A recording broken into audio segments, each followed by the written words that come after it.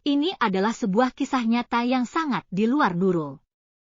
Kisah seorang siswi SMA paling pintar yang menjalin asmara dengan seorang guru. Hal mengejutkan terjadi ketika saat hari kelulusan tiba. Nilai ujiannya sangat hancur. Bahkan yang lebih mengejutkan lagi, saat hari kelulusan ia menyadari bahwa dirinya telah hamil. Apa yang sebenarnya terjadi? Semua orang akan menangis ketika mendengar akhir dari cerita ini. Simak terus kisahnya. Yang belum subscribe, silakan subscribe terlebih dahulu. Dan beginilah kisah lengkapnya. Namanya Suci. Usianya 17 tahun. Duduk di bangku kelas 3 SMA. Wajahnya biasa saja, tapi sorot matanya memancarkan keteguhan hati yang luar biasa. Ia bukan anak dari keluarga kaya, bahkan seringkali untuk sekadar membeli seragam baru, ibunya harus menambal yang lama. Tapi di antara tumpukan kesederhanaan hidup itu, Suci menyimpan satu kekayaan yang tak ternilai. Otaknya cemerlang dan hatinya tak kenal elah untuk berjuang. Ayahnya seorang buruh pabrik yang sering pulang larut malam dengan tubuh penuh peluh. Ibunya penjual gorengan keliling. Hidup mereka pas-pasan, tapi tekad mereka untuk menyekolahkan Suci tak pernah padam. Bahkan ketika banyak anak seusianya memilih berhenti di SMP karena biaya, Suci tetap melaju, bukan karena uang, tapi karena beasiswa yang ia dapat dari nilai-nilainya yang nyaris sempurna setiap semester. Setiap pagi, Suci bangun sebelum matahari menyapa. Ia bantu ibunya menggoreng tahu isi dan pisang molen. Setelah itu, ia berjalan kaki sejauh 3 kilometer ke sekolah. Tidak pernah mengeluh, tidak pernah telat. Baginya, setiap pelajaran adalah pintu menuju masa depan yang lebih baik. Di sekolah, ia tak punya banyak teman dekat. Ia terlalu fokus belajar, terlalu hemat untuk sekedar jajan di kantin, terlalu pendiam untuk diajak bergosip tentang drama Korea atau selebgram. Tempat favorit Suci adalah perpustakaan tua di ujung lorong lantai 2. Di sana, di antara rak-rak berdebu dan jendela kaca buram, Suci merasa damai. Setiap jam istirahat, ia menghabiskan waktunya membaca bukan hanya buku pelajaran, tapi juga kisah-kisah tokoh besar dunia. Ia ingin jadi seperti mereka. Ia ingin membanggakan orang tuanya. Ia ingin hidup lebih dari sekadar menambal baju sekolah. Dan disinilah semua bermula. Suatu siang, ketika matahari menggantung malu-malu di balik awan dan suara anak-anak tertawa di lapangan basket terdengar sayup, Suci sedang duduk menyendiri di sudut perpustakaan, tenggelam dalam buku sejarah Indonesia. Sendiri terus. Suci? Sebuah suara berat dan lembut menyapa. Suci mendongak. Itu Pak Jaka, guru bahasa Indonesia di sekolahnya. Usianya sekitar 35 tahun, berpenampilan rapi dan dikenal ramah oleh semua murid. Ia adalah sosok yang cukup karismatik, namun juga menyimpan aura kesedihan yang tak mudah dijelaskan. Oh, iya, Pak, jawab Suci gugup, menutup bukunya. Pak Jaka tersenyum kecil dan duduk di kursi di seberangnya. Kamu suka sejarah? Ya, tanyanya sambil melirik sampul buku yang tadi dibaca. Suka, Pak. Rasanya seperti bisa memahami perjuangan orang-orang sebelum kita. Jawab Suci pelan, masih canggung. Menarik, kata Pak Jaka sambil menatap Suci. Jarang sekali anak seusiamu yang punya ketertarikan seperti itu. Percakapan mereka pun berlanjut. Awalnya hanya soal buku dan pelajaran. Tapi entah bagaimana, suasana menjadi lebih hangat. Pak Jaka mulai bercerita tentang masa lalunya, tentang istrinya yang meninggal 3 tahun lalu karena kanker, tentang kesepiannya di rumah. Suci mendengarkan dengan penuh empati, dan tanpa sadar ia pun membuka diri. Bercerita tentang bagaimana ibunya sering menangis diam-diam karena tidak bisa membelikan tas baru, tentang mimpinya menjadi dosen, dan tentang rasa lelah yang sering ia sembunyikan. Mereka saling berbagi dan saling mengerti. Bel sekolah akhirnya berbunyi. Suci buru-buru pamit, tapi hatinya terasa berbeda. Ada sesuatu yang tak ia mengerti, yang tumbuh pelan-pelan seperti bunga liar di sela-sela batu. Keesokan harinya, saat Suci hendak pulang, Pak Jaka tiba-tiba menghampirinya di gerbang. Suci, kamu sendirian? Boleh Bapak antar pulang? Katanya sambil tersenyum. Suci terdiam sejenak. Dalam hatinya, ia bingung. Tapi melihat tatapan tulus Pak Jaka, ia akhirnya mengangguk. Boleh, Pak. Terima kasih. Dan sejak hari itu, rutinitas Suci berubah. Setiap sore, motor Pak Jaka selalu menunggu di depan gerbang. Kadang mereka mampir makan batagor. Kadang hanya berbicara sepanjang jalan. Tentang pelajaran. Tentang hidup. Tentang cita-cita. Pak Jaka mulai sering memberi perhatian kecil. Membawakan bekal, menanyakan kabar Ibu Suci, bahkan membelikan buku yang selama ini hanya bisa Suci lihat di etalase toko. Kalau kamu punya anak nanti, kamu pengen dia seperti siapa? Tanya Pak Jaka suatu hari. Suci tertawa pelan. Saya pengen anak saya jadi seperti saya, tapi bisa hidup lebih layak. Pak Jaka hanya tersenyum sambil memandangi wajah Suci lewat kaca spion motornya. Hari demi hari, kedekatan mereka semakin erat. Hingga suatu sore yang hangat, saat matahari mulai tenggelam dan angin bertiup pelan, Pak Jaka menghentikan motornya di depan taman kecil dekat sekolah. Suci, katanya pelan, menatap Suci dengan serius. Iya, Pak. Aku suka kamu. Bapak tahu ini mungkin aneh, tapi perasaan ini muncul begitu saja. Bapak tahu kamu masih muda, masih punya mimpi, tapi bolehkah Bapak menunggumu sampai ujianmu selesai? Dada Suci berdebar. Ia tak menyangka. Semuanya terlalu cepat, tapi tatapan Pak Jaka terasa tulus. Dan untuk pertama kalinya, Suci merasa nyaman. Saya masih harus fokus ujian, Pak.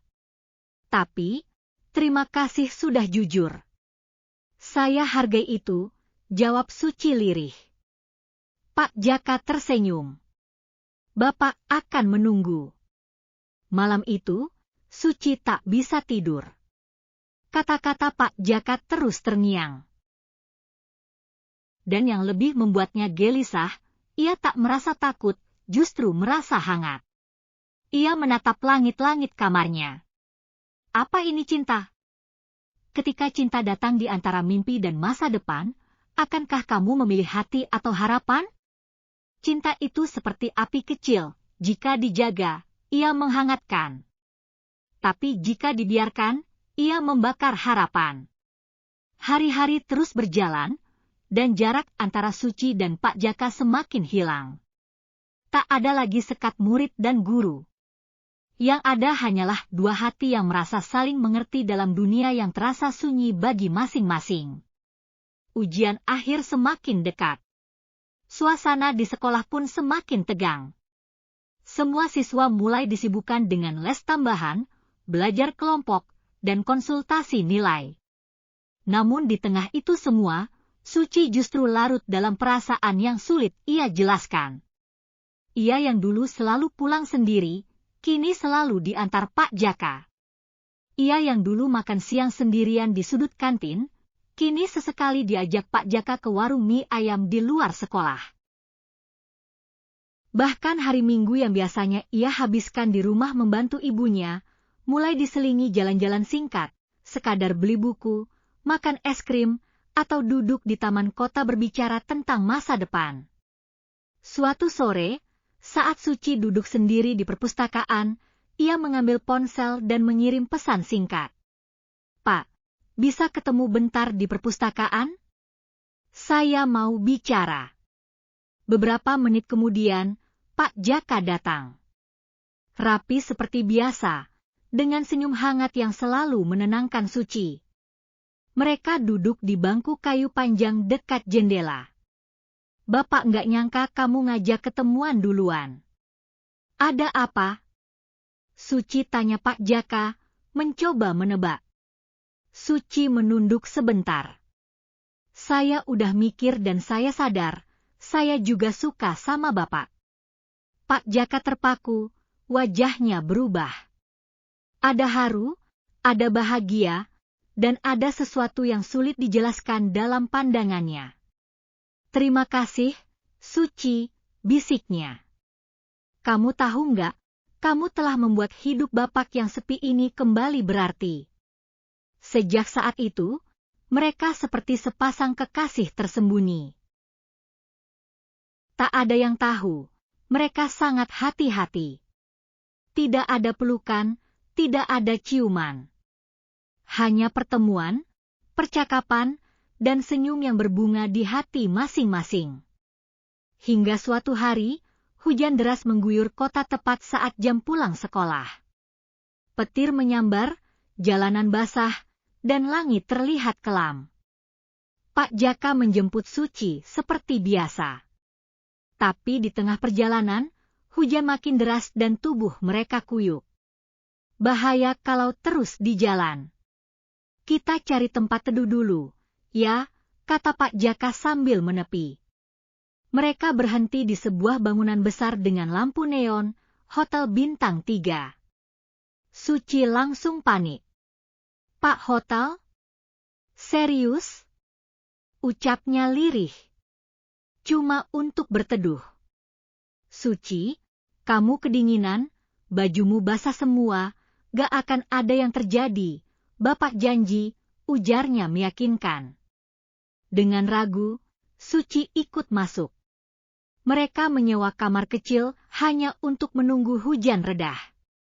Tapi di ruangan sempit itu, di balik suara hujan yang membentur kaca, kehangatan yang dulu hanya di hati, perlahan berubah menjadi sentuhan. Awalnya Suci menolak, menahan, mencoba menjaga batas. Tapi mungkin karena kelelahan, karena kenyamanan, atau karena ia terlalu percaya, Suci hanya bisa pasrah. Malam itu membekas. Dalam-dalam. Hari ujian tiba. Namun Suci bukan lagi gadis yang sama.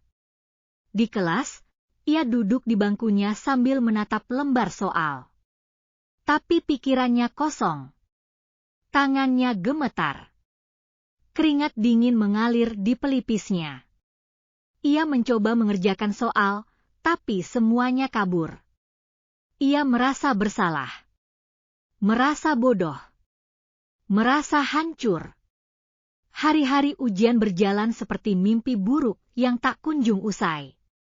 Suci kehilangan semangat, kehilangan arah, dan yang paling menyakitkan, ia kehilangan rasa percaya pada dirinya sendiri.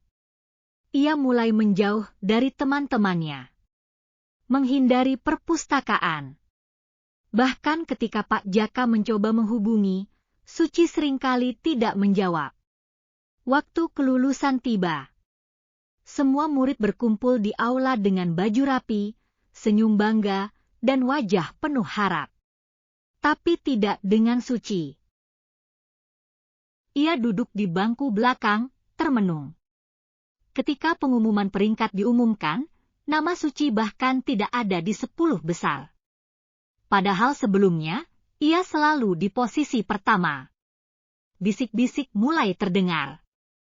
Katanya dekat banget sama Pak Jaka, makanya nilainya jeblok, terlalu sibuk pacaran. C. Anak pintar kok hamil sekarang? Suci tertunduk. Ia menggenggam tangannya erat. Wajahnya memucat. Beberapa hari kemudian, ia mulai merasa mual setiap pagi. Tubuhnya lemas. Nafasnya pendek-pendek. ia takut. Sangat takut. Dan ketakutannya terbukti saat ia membeli test pack di warung kecil, diam-diam, dan menggunakannya di kamar mandi. 2 garis. Tangannya bergetar hebat. Pandangannya kabur. Tubuhnya jatuh terduduk di lantai kamar mandi. Nafasnya terengah. Aku hamil. Ketika kenyataan menghancurkan mimpi, dan harapan tak lagi utuh, apa yang masih bisa kau pegang? Hidup tidak selalu adil bagi mereka yang punya mimpi, terutama ketika cinta datang sebagai badai yang memporak-porandakan segalanya. Tangis Suci malam itu terdengar lirih, tertahan di balik bantal tuanya yang sudah lapuk. Ia memeluk perutnya yang belum terlihat, tapi dalam diam ia tahu, ada kehidupan kecil yang tumbuh di sana. Kehidupan yang datang bukan karena cinta yang dewasa, tapi karena kepercayaan yang disalahgunakan oleh waktu dan keadaan. Ibunya melihat perubahan itu. Tatapan kosong, badan yang makin lemas, sering mual tiap pagi, tapi ia belum curiga. Yang ia tahu, anaknya sedang stres karena nilai yang menurun drastis. Suci memberanikan diri menelepon Pak Jaka. Dengan suara pelan dan gemetar, ia hanya berkata, "Pak, saya perlu bicara." Sekarang. Mereka bertemu di tempat biasa, perpustakaan yang kini terasa begitu asing dan dingin. Di antara rak-rak buku yang dulunya saksi canda mereka, kini hanya ada hening dan hati yang penuh luka. Suci menunduk dalam. Saya hamil." Pak Jaka terdiam. Dunia seperti berhenti berputar. "Hamil?" bisiknya. Suci mengangguk pelan. "Saya nggak tahu harus gimana." "Pak, saya takut." "Saya." Air matanya tumpah. Tangis itu adalah jeritan dari semua harapan yang retak. Pak Jaka menarik napas panjang. Wajahnya pucat. Ia tahu, semuanya telah berubah. "Suci, aku akan bertanggung jawab. Kita menikah." Suci menatap mata Pak Jaka dengan pandangan yang kosong. "Menikah? Pak, saya baru 17 tahun. Saya belum siap. Saya punya mimpi. Saya pengen kuliah. Saya pengen jadi dosen. Saya pengen angkat derajat keluarga saya." Pak Jaka memegang tangan Suci erat. "Aku tahu, dan aku bersalah. Tapi sekarang yang paling penting adalah kamu dan anak kita. Aku akan urus semuanya. Aku akan bicara ke sekolah, ke orang tuamu. Aku akan lakukan apapun." Hari itu adalah hari ketika masa depan Suci berpindah arah. Ia tidak lagi memikirkan soal SBMPTN, tidak lagi bicara tentang universitas impiannya di Jogja, tidak lagi membuka buku sejarah tokoh-tokoh dunia. Yang ia pikirkan hanyalah, apa ibuku akan menangis? Apa ayahku akan marah? Apa dunia akan menghakimiku? Beberapa minggu kemudian, langit mendung menyelimuti rumah kecil di pinggiran kota itu. Di ruang tamu sederhana, ayah dan ibu Suci duduk menunduk. Wajah mereka tegang. Di hadapan mereka, Pak Jaka duduk dengan kepala tertunduk, tangan menggenggam cemas. Suci berdiri di belakang, menggigit bibir, berusaha menahan isak. "Apa maksudmu menikahi anak saya?" tanya ayah Suci dengan suara berat. "Saya bertanggung jawab. Pak, saya serius dengan Suci. Saya akan menikahinya. Saya akan jaga dia dan anak kami." Jawab Pak Jaka dengan tulus. Ibu Suci menangis. Air matanya tak bisa dibendung. "Aku kira anak kita akan jadi orang sukses. Tapi kenapa malah begini?" "Cu," gumam ibunya sambil memeluk Suci yang tak mampu menjawab apa-apa. Tak ada pesta. Tak ada gaun putih. Hanya akad sederhana di rumah dengan para tetangga yang hadir setengah heran, setengah ibah. Di usianya yang baru 17 tahun, Suci sah menjadi istri dari gurunya sendiri. Sebuah kenyataan yang jauh dari dongeng cinta remaja yang manis. Beberapa hari setelah pernikahan itu, Suci duduk di kamar kecil barunya. Sebuah ruangan di rumah Pak Jaka yang kini menjadi tempatnya berpulang. Di hadapannya, tergantung ijazah SMA dengan nilai rata-rata yang jauh di bawah kemampuannya. Dan di sampingnya, tertumpu kertas brosur kampus-kampus impiannya yang kini hanya menjadi kenangan. Ia menatap jendela, melihat langit sore yang mulai menguning. Lalu ia menulis di buku hariannya. Hari ini aku resmi jadi istri. Tapi aku belum siap. Aku masih ingin jadi anak. Masih ingin kuliah. Masih ingin duduk di perpustakaan dan baca buku sejarah. Tapi kini, semuanya sudah berubah. Aku mencintai Pak Jaka, tapi aku juga kehilangan diriku sendiri. Mungkinkah aku bisa bahagia tanpa mimpi? Mereka bilang cinta bisa menyelamatkan segalanya. Tapi bagaimana jika cinta datang justru merampas impianmu? Beberapa mimpi tak pernah sampai bukan karena tak layak diperjuangkan, tapi karena hidup punya arah yang berbeda. Dan kadang, perbedaan itu begitu menyakitkan. Hari-hari setelah pernikahan tak berjalan seperti dongeng yang bahagia. Suci yang dulu berlari mengejar beasiswa, kini lebih sering terdiam di dapur kecil rumah Pak Jaka. Pagi-paginya diisi dengan memasak sarapan, mencuci pakaian, dan memikirkan bagaimana ia akan menjalani kehamilan di usia yang terlalu muda. Buku-bukunya yang dulu penuh coretan semangat, kini hanya menumpuk berdebu di sudut rak.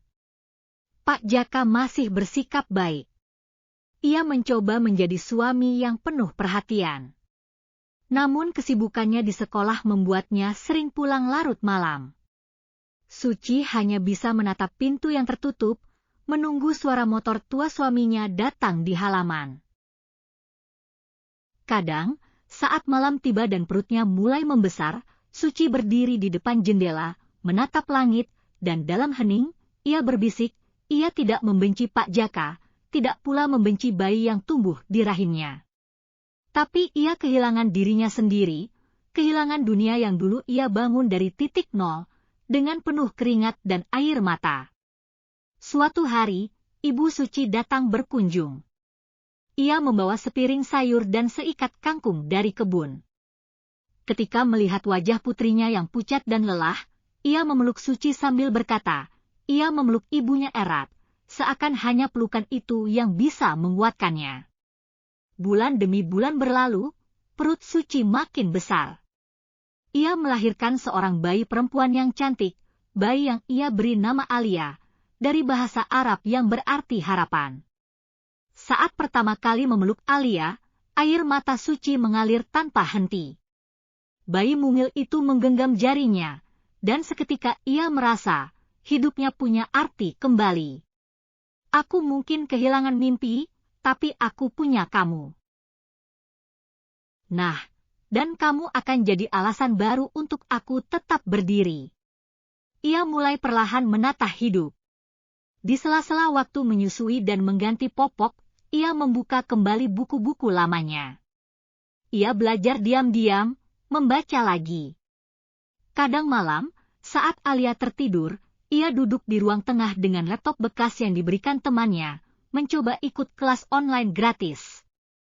Pak Jaka, walau terlihat lelah, mulai menyadari bahwa istrinya bukan sekadar ibu rumah tangga. Ia adalah gadis penuh cahaya yang sempat ia matikan sinarnya.